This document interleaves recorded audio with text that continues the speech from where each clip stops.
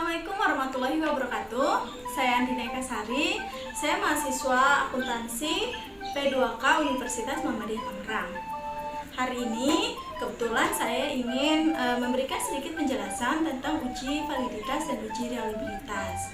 Nah, buku yang saya gunakan adalah buku Metode Penelitian Akuntansi dan Manajemen yang terbitan Universitas Muhammadiyah Tangerang oleh Pak Ari Eksandi, SEMAK, dan buku-buku metode penelitian lainnya. Nah, apa sih sebenarnya uji validitas dan uji reliabilitas itu? Uji validitas dan uji reliabilitas biasanya digunakan ketika kita menggunakan penelitian menggunakan data primer, contohnya kuesioner. Nah, apakah kuesioner yang udah kita buat itu valid dan reliable? Karena itu merupakan syarat dari kita melakukan sebuah penelitian. Penelitian dikatakan valid atau uji instrumen dikatakan valid jika terjadi kesamaan data antara data yang kita kumpulkan dengan data real fakta yang terjadi di lapangan. Valid artinya instrumen tersebut dapat mengukur apa yang seharusnya diukur. Contoh sederhananya seperti meteran. Meteran akan valid jika mengukur panjang, tapi meteran tidak akan valid jika digunakan untuk mengukur berat badan misalnya. Oke, lanjut. Contohnya misalnya kita melakukan sebuah penelitian kuesioner yang berjudul pengaruh etika kerja Islami terhadap variabel Y misalnya. Nah, ketika kita mengukur variabel X ini etika kerja Islami, kita harus mencari atau menyusun sebuah instrumen-instrumen untuk mengukur variabel etika kerja Islami ini. Nah, caranya gimana? Misalnya yang pertama, kita kan tentukan dulu nih variabelnya etika kerja Islami. Kita cari nih dimensinya apa saja sih. Nah, kita cari buku rujukan-rujukan. Contohnya saya sih pakai misalnya ada yang bersifat sidik, fatonah, amanah tablik, bersifat nabi, itu yang menjadikan acuan etika kerja Islami. Nah, setelah kita mendapatkan dimensi, nah kan kita bikin beberapa butir kuesioner yang beberapa yang terdiri dari beberapa indikator. Nah, setelah itu sebelum kita penelitian ini kita uji apakah terjadi pengaruh atau tidak, kita harus teliti dulu apakah penelitian yang udah kita bikin ini instrumennya valid atau tidak, reliable atau tidak.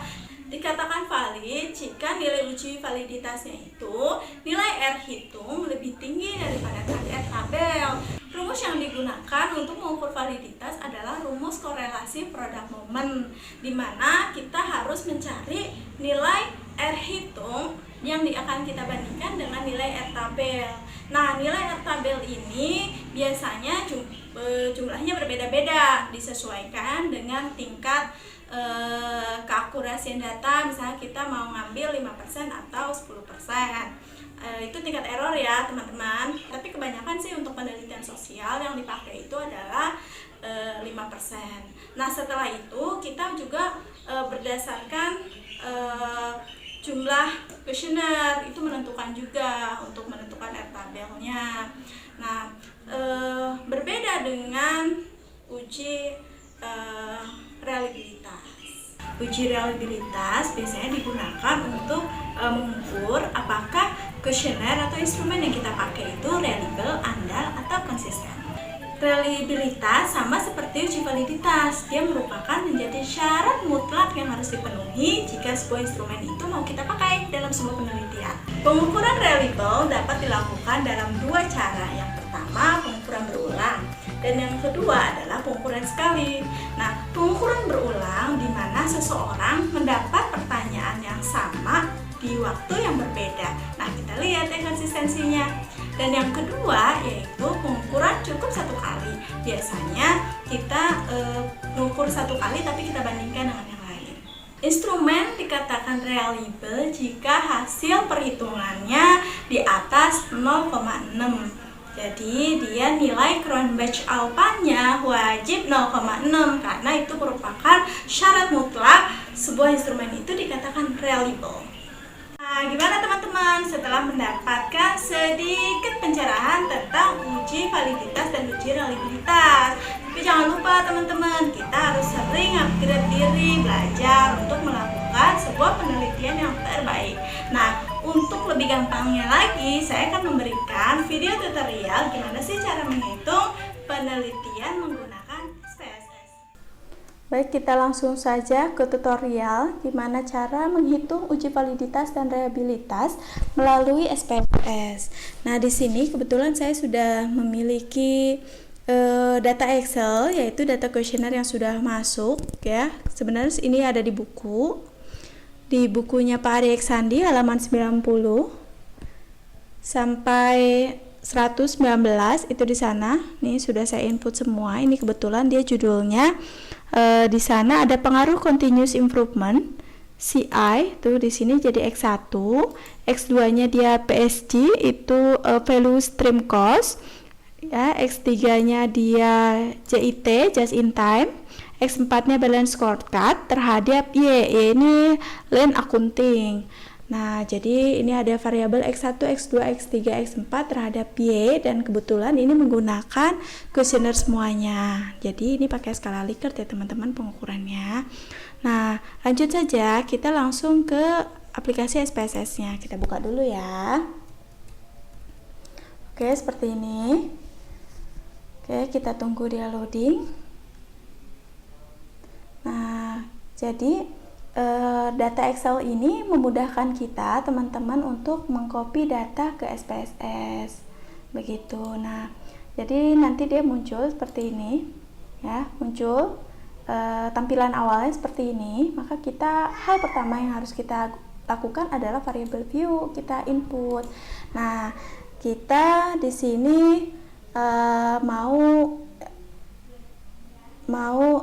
memberikan contoh, misalnya ini yang sudah ada nih di sini, yaitu variabel LA ya, lean accounting. Ini ada dengan 8 kuesioner ya.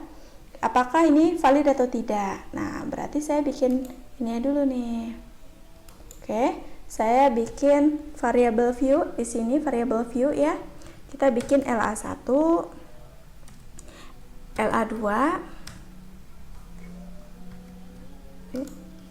LA1, LA2, LA3, LA4, LA5, LA6, LA7, dan LA8. Oke ya. Nah, di sini setelah setelah muncul seperti ini, nah desimalnya harus kita klik dulu biar 0. Seperti ini ya, semuanya di nolin karena kita pakai bukan data ordinal ya, kita pakai skala Likert. Ini pertanyaan butir kuesioner 1 sampai 5. Nah, lanjutnya kita di sini nih pengukurannya skala. Nah, tadi yang saya katakan ini ada ordinal dan nominal. Jadi gini, kita pakai skala karena dia skala Likert. Kayak pertanyaannya kayak jarang sekali yang seperti itu sampai ke sering sekali seperti itu, atau yang baik sampai ke yang kurang baik sampai ke baik sekali, biasa seperti itu. Nah, oke. Ini setelah ini kita bikin variable view-nya, kita langsung muncul nih ke data view. Nah, data view muncul kan di sini LA1 sampai LA8.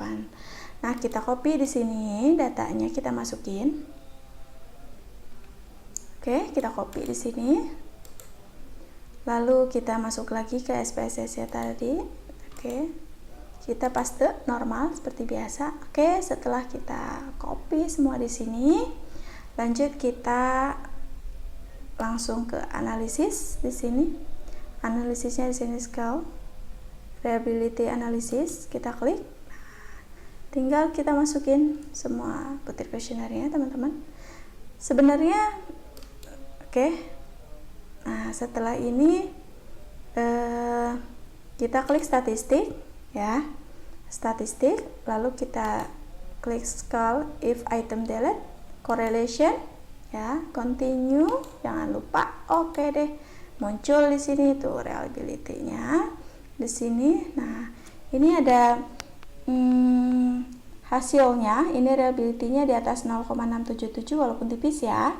Jadi kalau kita bicara Cronbach Alpha itu reliability-nya ini harus di atas 0,6 jika sebuah kuesioner itu dikatakan reliable. Nah, ini di atas 6 ya. Jadi kuesioner yang tadi reliable.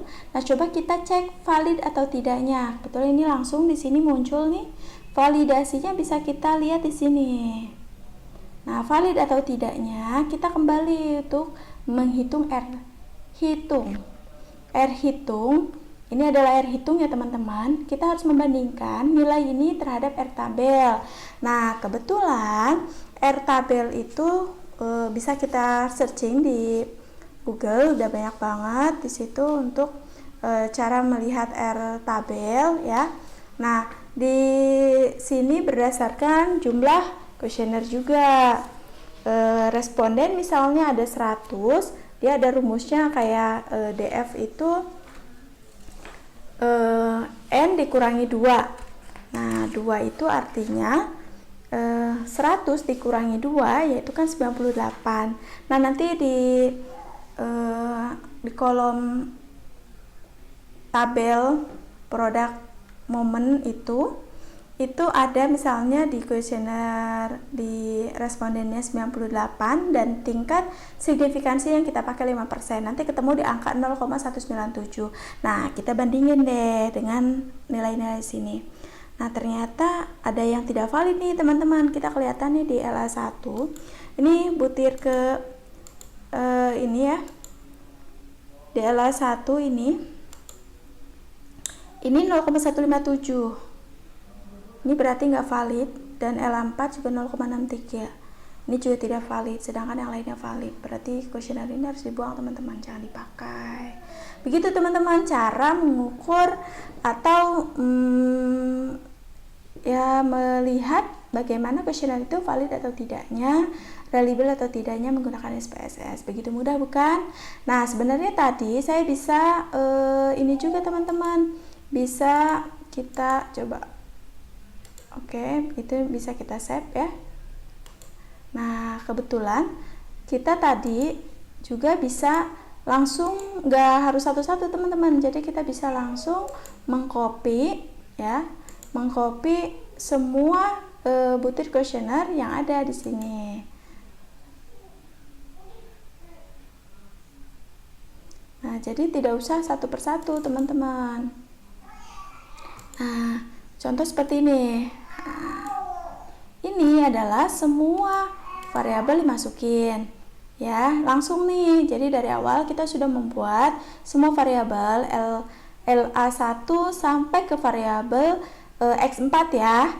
Nah, ini X3, X4 ini ada semua. Terus data view-nya ini ya, ini semua udah di copy. Jadi kita kalaupun mau melihat semua butir soal yang tadi itu valid atau tidak, itu bisa seperti tadi. Nanti kita, yang penting ketika menganalisis, kita skalanya seperti ini. Nah, kita kliknya ini sampai LA aja teman-teman, CI jangan deh. Nah, karena kan kita mengukur per butir kuesionernya seperti itu.